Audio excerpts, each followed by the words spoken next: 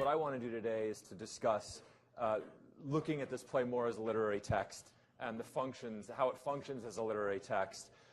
One in which some small part will be to discuss how it is a political allegory of the Cold War, but only in why we would choose to use an allegory in order to make an argument.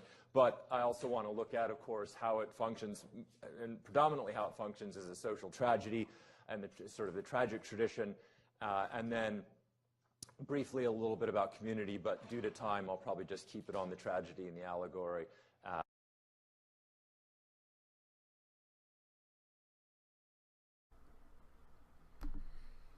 Okay, so here's the question at hand.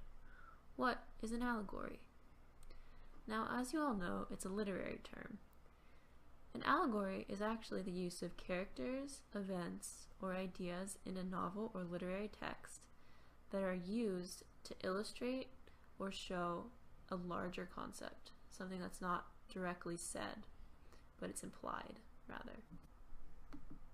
Now, this larger concept that I just mentioned can relate to a number of different things.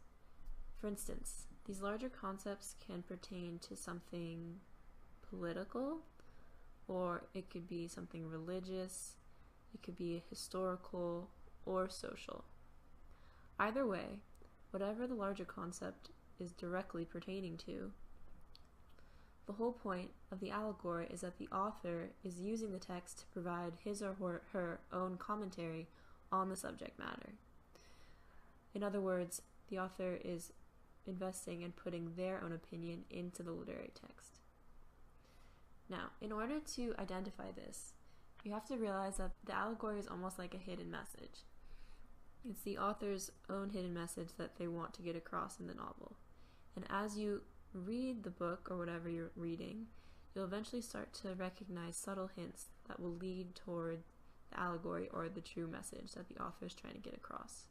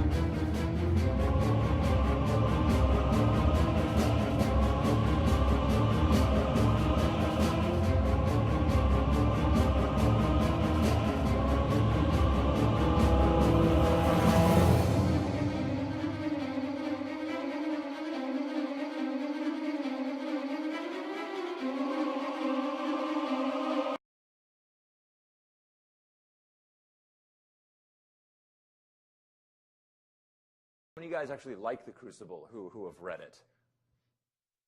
Oh, that's pretty good, actually. Any dislikes? Strong dislikes? Yes, absolutely, because I feel the same way.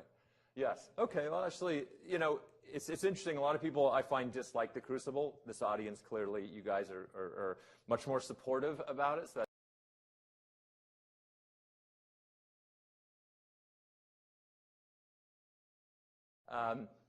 So that brings us to allegory. And I know, I'm almost positive everyone's experienced or studied allegory on some level, so I'm not going to talk about it much, and I'm not going to make connections of how this is an allegory to the Cold War, because we've made those connections already. But I want to discuss actually what an allegory is and why we use it, particularly as a literary device. So anyone remember from high school English, allegory? How would we define this? Any thoughts? Yeah. Yeah, absolutely. It's very symbolic, exactly. Figurative. Anything else? Any other additions? Oh, yeah, go ahead. Yeah, I guess it's usually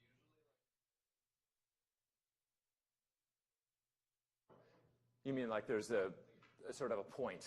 There's a bit of a, yeah. Exactly, yeah.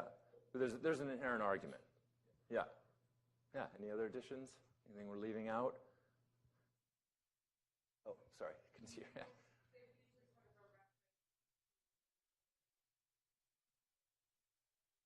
You mean like a real event, perhaps? Yeah, so, you know, if you're reading like a book by like, you know, the speeches, Mm-hmm. like Dr. Seuss, like that's obviously about racism. Right. Not actually. Yeah, exactly. I mean, you guys are all right, and it's all of those things, right? An allegory it uses ideas and principles, right? And you just describe those ideas and principles in universal characters, events, or figures in literature, and that's sort of the broad way of looking at it. Or more specifically, we think of it as demonstrating abstract ideas in a concrete way, right? And it could be abstract in the sense of historical and political. It could be as abstract in the idea of the notion of ideas or images or something that we can't actually see as a empirical reality. So that leads us to the two main types of allegory, the abstract themes and political and historical.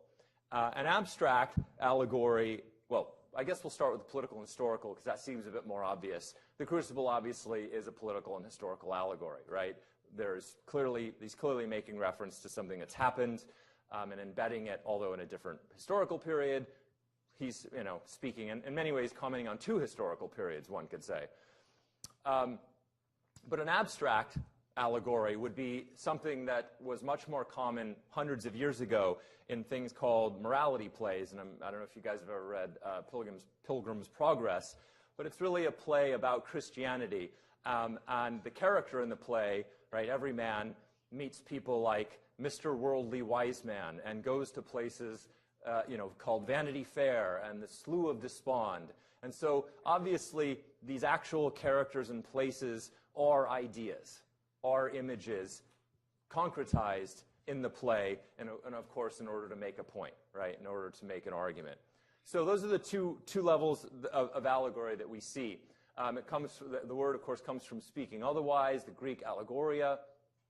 And we mentioned Pilgrim's Progress as a very, very famous example of an abstract allegory, but a famous example of a political and historical allegory, of course, is Animal Farm, Orwell. I'm sure many of you read that as well. It's quite popular and common. But also Plato's Republic, right? Lots of allegory there. The allegory of the cave or the myth of the cave, and so on. So as someone mentioned about symbolism, yes, allegories use symbols. But symbolism is not allegory, right? An allegory tells a story. It has a broader scope, whereas symbols are used within allegory. And so that's sort of the way to differentiate the two. So that's sort of a review of what we sort of already know about allegory. I assume that that's not terribly new information. But why do we use an allegory? I think that's the important question here, is not what it is, but why do we use it? Why would a writer choose to write a play through allegory or write a novel through allegory?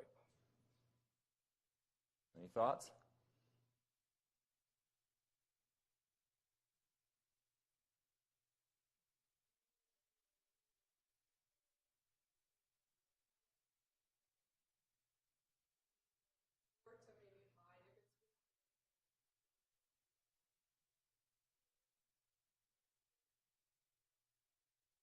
Yeah, absolutely. Yeah, I mean, perhaps the beginning, but definitely the latter. Yeah, I mean, it's in order to hide. You're making a point, right? And you have to protect yourself, right? Especially in the political and historical context of an allegory, right? So if we think of it as when we're making these moral or political arguments, right, we're making specific linkages to real and actual subjects. So if drama is a form of protest, and we can think of it that way, just like much of literature is, a great way to protest something in your current moment of history, of course, is to use symbols, not to be specific. And so then it leads to subjectivity. People can accuse you of things, but it's not actually, there's not enough evidence to actually put two and two together where it's being played out. So there's that, but there's also a level of sophistication and artistic complexity to writing an allegory. And remember that literature isn't just trying to make an argument, otherwise Miller would be writing an essay, right, against the Cold War or against the McCarthyism of the period, if that's what he was just simply trying to argue. But by using an allegory, there's a much more sophisticated way that it comes out, and of course as readers we can enjoy it, or more specifically, and we'll talk a bit about later, as audience members watching this play, it's much more compelling. It's art, right? It's not just an argument, it's art. But the two are embedded, and so it expands the possibilities. Okay, so that's the allegory, which again is a very viable reading of the play, and something perhaps you can explore more in your seminars is what type of allegories are happening in this play. There's the obvious one that we've been discussing, but are there other allegories? Are there other things happening here that come to the forefront? But I want to look at it more as a tragedy today, because I think that especially we've had one tragedy from the classic period at the first term, and this is the second time we've actually looked at a play. So in order to sort of make some connections as how this functions as a tragedy, I think gives us a better sense of reading it completely differently than what we would normally look at as an allegory. But before I get to the tragedy, I guess I'll just point out that there are a number of ways to read this play, and it seems a bit overstated. Did anyone feel that way when they were reading it? It seemed a little obvious. You knew it was going to happen.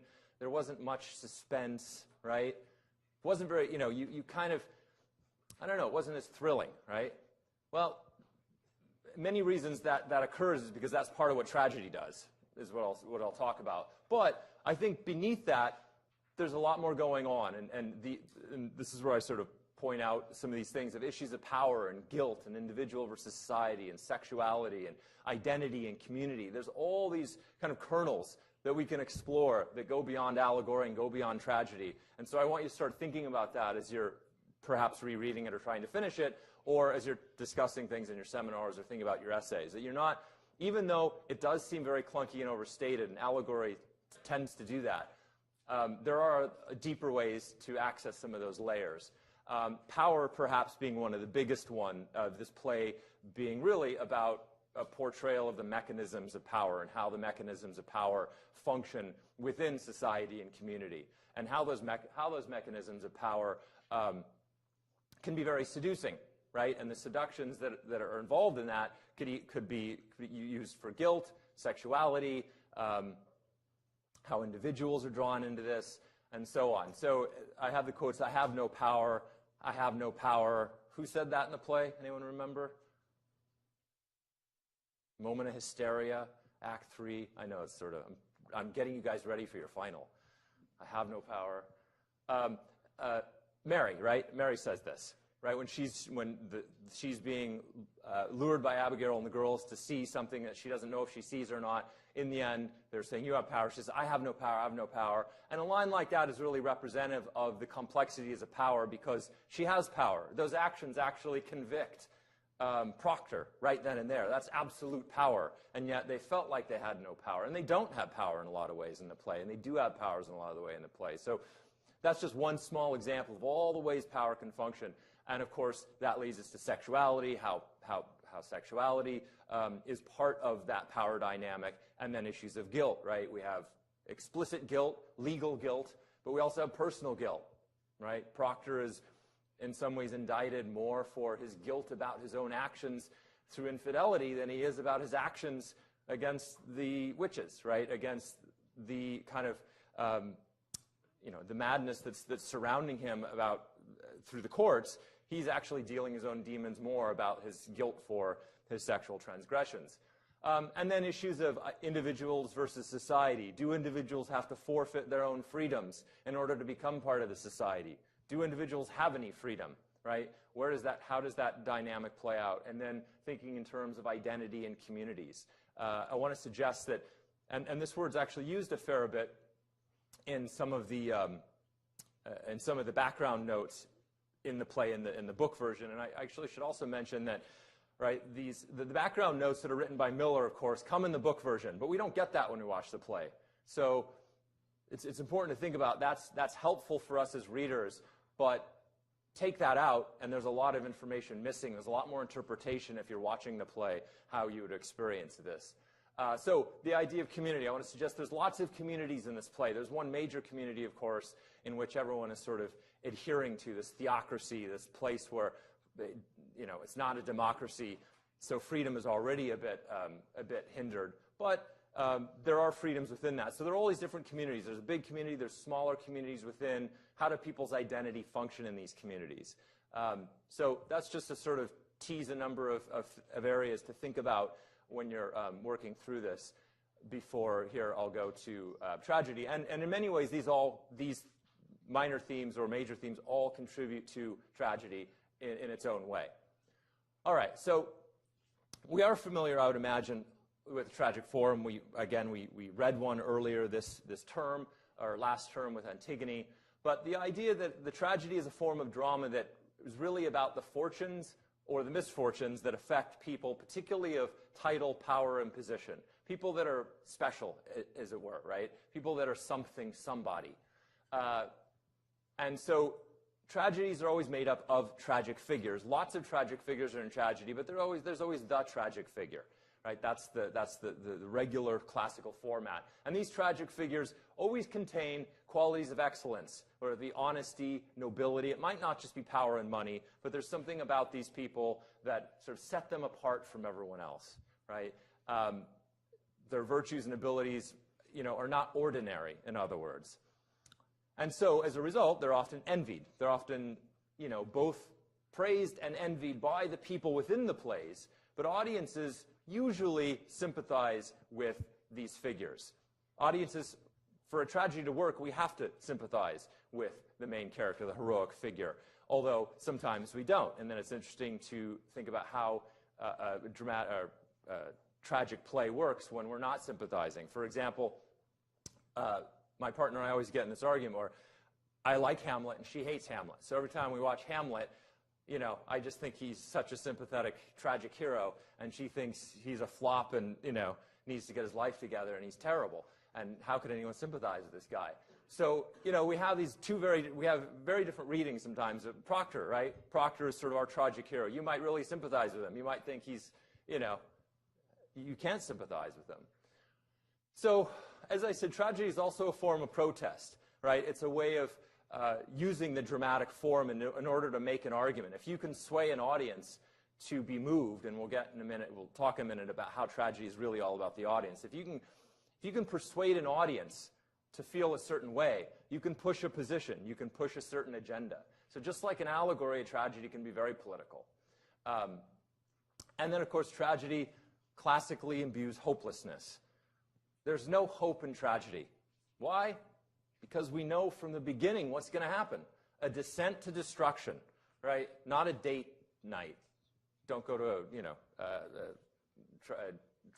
a play on a day. We know it's just going to end in usually death, and usually multiple deaths. If it's or divorce, exactly. In my case, perhaps no more Hamlet. So there's always a hopelessness within a tragic form, and that inevitability. So it's like, well, why would we be interested in this as an audience? Well, perhaps we'll turn to the chorus at the beginning of Antigone to answer this question.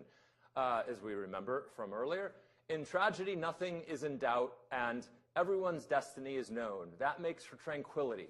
There is a sort of fellow feeling among characters. In a tragedy, he who kills is as innocent as he who gets killed. It's all a matter of what part you're playing. Tragedy is restful, and the reason that reason is that hope, that foul, deceitful thing, has no part in it.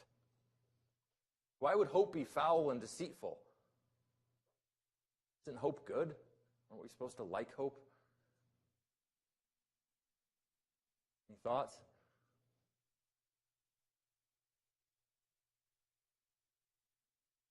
Well, when we know the outcome of something, we are more restful, right? The element of suspense is not there when we watch a tragedy because, again, it's not a matter of what's going to happen. It's sort of a matter of how we experience it and how it unfolds.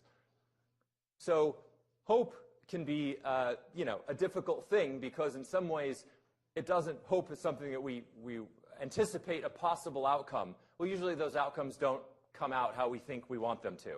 So hope usually lets us down in some ways, right? Hope is usually not nearly as positive as we might think it is, especially if we have an idea of what that hope is. So and what this is alluding to is hope is actually foul and deceitful, and we shouldn't believe in it, right? Tragedies also have an element of sort of predestination, right? We can't avoid our fate. Our fate is, what it's going to be, and so therefore, what's the point in having hope? Basically, all you can do is accept it, and, our lives are like plays, and we're the tragic figures, and we have to sort of accept our outcome as a, positive thought for the day. So that takes us to Aristotle's Poetics, where, the idea of tragedy was really birthed, and this definition, I think, is still quite relevant and still applicable to looking at the Crucible. So Aristotle talks about tragedy as the imitation of an action that is serious and also as having magnitude, complete in itself, in language and with pleasurable accessories, each kind brought in separately in the parts of the work, in a dramatic, not in a narrative form, with incidents arousing pity and fear, wherewith to accomplish its catharsis of such emotions. So I highlight the words imitation, pity, fear, and catharsis, because these are the real four main core elements of tragedy and what essentially create tragedy. I also talk about dramatic because, in theory, tragedy is always drama, but that doesn't actually play out. Tragedy has become other literary forms than drama. For example, in the 19th century, many novels worked on tragedy in the tragic form. Plays sort of went out of vogue, were not in vogue any longer, but then tragedy sort of came back in the 20th century here and there. Again, Miller likes tragedy. Death of a Salesman and Crucible sort of both are those pieces, and we'll talk about that more when we get to the tragic figure. So imitation, pity, fear, catharsis. Right? Imitation, of course. Plays imitate reality. The idea that we're watching something that's actually happening. So, this artificial form of drama is actually giving us a sense of the world, right? All the world's a stage, blah, blah, blah. We know this. We know these lines. But the important element is that this imitation, what we're watching, evokes a feeling of pain and watching other people suffer. This is the pity. Anyone squirm when they were watching the Crucible or reading the Crucible? Anyone sort of like, oh, Proctor, what are you doing? Why? Why are you believing this, right? There's a sense we're watching these other people suffer, and we have pity for that, right? We have a hard time watching that. And we have fear. Right? We have a panic and terror in ourselves because the idea as an audience, we're scared that's going to happen to us. Right? We have a sense that we're watching this person suffer. That's bad. But what's even worse, as we're all narcissists, right? What's even worse is that's going to happen to us. And then what, right? So we're experiencing that, watching the tragedy, reading the tragedy, and then that puts us through a sense of catharsis. We need to purge, purify, distill these feelings of pity and fear. So it's really, I guess in some ways it's a form of therapy, right? Instead of going to see a therapist, just watch a good tragedy, right? It puts us through this element of pity and fear in order to look at ourselves and sort of grow and purge through our own, our own selves while reading this. So that's happening during the play. But then there's this tragic hero, and the tragic hero is, of course, the person that we are watching and usually having pity for. Not necessarily, though. So Aristotle talks about the tragic hero as the intermediate kind of personage, a man not preeminently virtuous and just, whose misfortune, however, is brought upon him not by vice and depravity but by some error of judgment, which is all, this error of judgment is also called harmatia, and of the number of those in the enjoyment of great reputation and prosperity, such as Oedipus and Thyestes and other men of note of similar families, the perfect plot accordingly must have a single and not, as some tell us, a double issue. The change in the hero's fortunes must be not from misery to happiness, but on the contrary, from happiness to misery. The idea of, we're descending, we start happy, in a tragedy we go downhill. And the cause, sorry, the lighting's off. And the cause of it must lie not in any depravity, but in some great error on his part, the man himself being either such as we have described, or better, not worse than that. So the idea of that great error, there's two ways to look at this. We've heard about the tragic flaw, and then there's harmatia. Well, they're different, actually. The tragic flaw is inherent. It's something that the character has. It might be pride. It might be jealousy, right? That's part of the person. Harmatia is something it's an event that happens within the play that ultimately causes somebody's downfall, right? So in the Crucible, you could argue what it is. It might not be totally obvious, but one of the main things that gets Proctor in this position, if we look at him as the tragic hero, is, of course, his relationship, his liaison, his transgression, however you want to call that, with Abigail, right? That's the error, and that's the reason he feels guilt so much, right? That's big piece. So that actual event is the one thing that he does. And I guess the other thing I want to discuss with the idea of a tragic hero, and we can relate this to Willy Loman in Death of a Salesman, for those of you who read it. And Willy Loman is also a very tragic hero, but he is something that is a newer type of tragic hero that's not a traditional model of it, somebody who's extraordinary. Willy Loman is the anti-hero. He is the ordinary hero that goes through this kind of change. And so we see Miller, in many ways, doing two different things. He's using, the Death of a Salesman was 1947. This was 53, right? So he has two tragic heroes. And then here we see him talking about his play, The Crucible, in his notebooks as he's writing it. I suppose I had been searching a long time for a tragic hero, right? He'd already had Death of a Salesman. Willy Loman's a tragic hero, but he's talking the classical model here.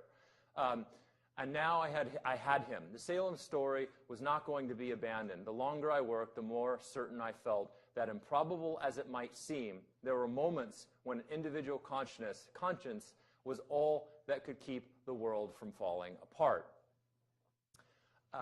So the idea that tragedy begins with the individual, going back to the idea of individual and society, that's where tragedy begins, but it extends. It always extends out to the community. Tragedy, we follow that one person, but everyone's affected by this person's action, and the tragedies extend beyond that. And then, of course, beyond the community, within the play that we're reading about, it extends to the audience. The tragic hero ultimately is speaking to an audience, right? And that's where we come in.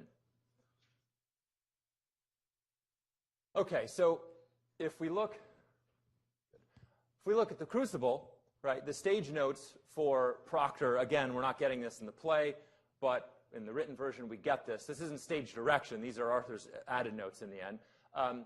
It describes Proctor as a farmer in his middle 30s. He need not have been a partisan of any faction in the town, but there is evidence to suggest that his sharp and biting way with hypocrites. Right? What is this? I.e., he's not like everyone else. Why? Because he's not buying into everything else. He's not a follower. So immediately we have this sort of difference. He's not ordinary, right? He was the kind of man powerful of body, even-tempered, and not easily led, who cannot refuse support to partisans without drawing their deepest resentment. In Proctor's presence, a fool felt his foolishness instantly, and a Proctor is always marked for calumny, therefore. So, yes, if you're somebody who's going to make other people feel foolish, especially other people of power and importance, you're marked, and clearly it's going to be trouble. And so these are all signs that we're in the midst of this tragedy, right? The fall is occurring, and this happens quite early when Proctor's introduced in Act 1.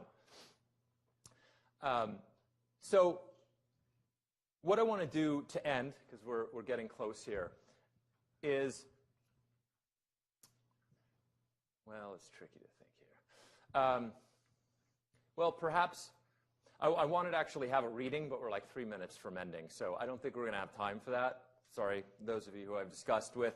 But the reason I wanted to have a reading was to break up, obviously, the monotony of lecturing and give some interaction, but also because, again, this play is meant to be performed, and the audience is a big part of this act. And reading a play is not nearly the same thing as having it performed. And a tragedy, very specifically, needs to be watched and not read. Because when you're feeling fear and pity, when you're in that place of suffering with the character, you can close the book, you know, and go get something to eat and go do something and get away from it. But when you're in the play, you suffer through with that character, and that's when you get through the catharsis. That purging occurs being in the audience, being in the drama. And also, if you think about this and all the types of communities, the audience is also a community. We're a witness in many ways to what's happening in a play.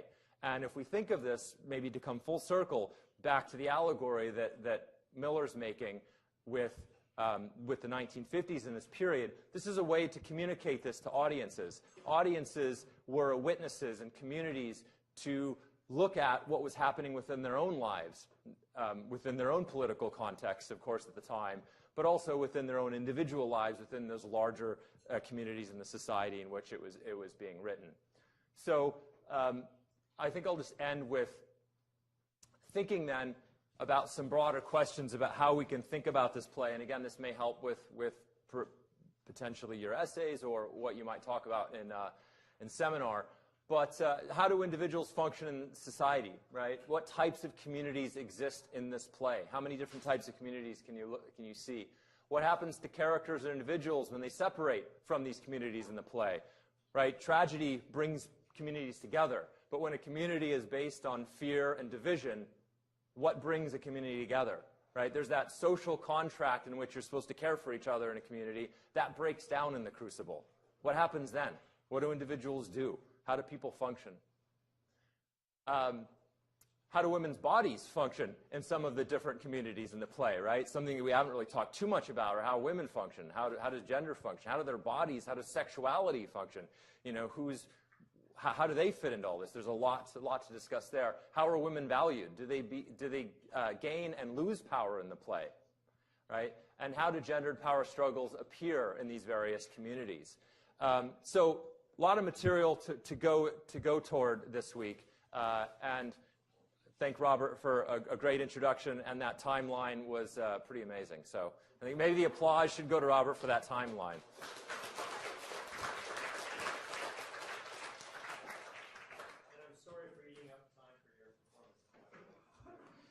Perform it in your seminars. Recommend it.